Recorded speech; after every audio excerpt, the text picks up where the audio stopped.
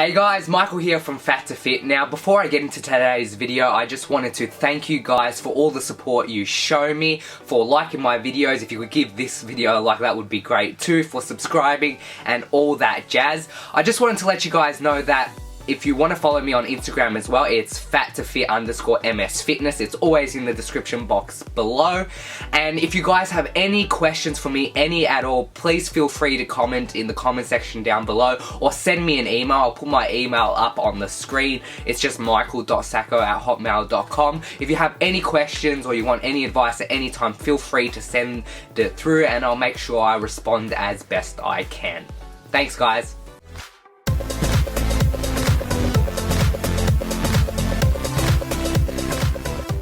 So, today's video I thought I would do another what it is like being fat because you guys seem to enjoy them the most, and I think it's good getting my experiences out there just to get a bit more understanding of who I am and what the kind of things people go through when they are overweight or obese.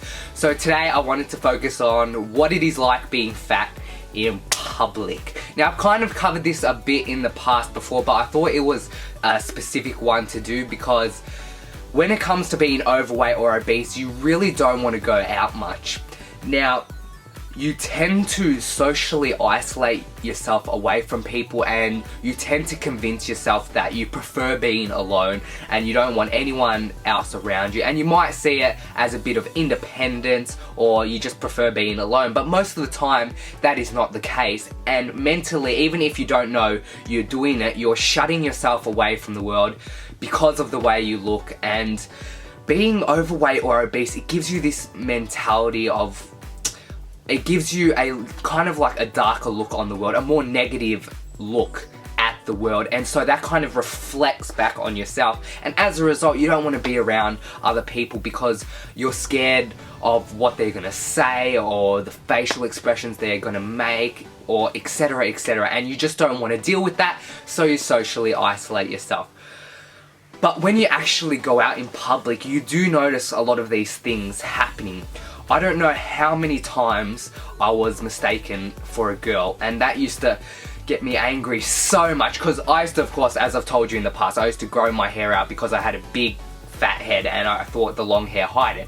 And so until I actually started growing facial hair, people used to confuse me with a girl, and every time it would happen, it was just so disheartening, and it really hurt you emotionally. Like, imagine a guy being thought of as a girl, or if you're a female being thought of as a male. It's something very embarrassing to occur, and it used to happen on so many different occasions, and it just like, it's like, what can you do? It's just like, you can talk, even in that period of time, it was early high school, late high school, you're kind of going through puberty and stuff, so with boys, they kind of got the high-pitched voice at some point, so it is easy to confuse boys with girls. And even when you're hanging out with a bunch of friends and people refer to you as ladies, when you're a friggin' guy standing with a few female friends, it's just like, it's something you don't want to deal with, and you isolate yourself because of that.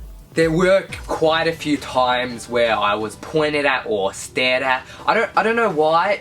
Obesity is it's becoming such a prevalent thing here and all around the world. Like in Australia, obesity rates are close to 15 to 20% of the population. Like, overweight and obesity is becoming a really big problem.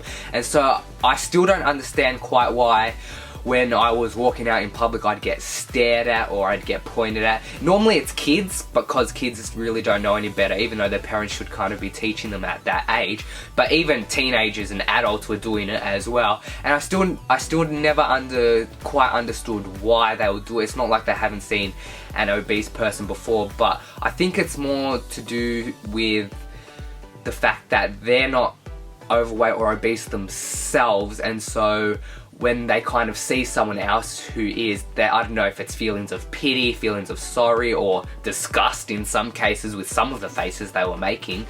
And it's, I don't know what it was, just people tended to stare and point. I think a lot of the time it was either pity, like people felt sorry for you, or the other half of the time people felt disgusted and they wanted to make fun of you, because people, I don't know what it is, it's this thing some people have where to make fun of other people makes them feel better about themselves in some way, and I never got that.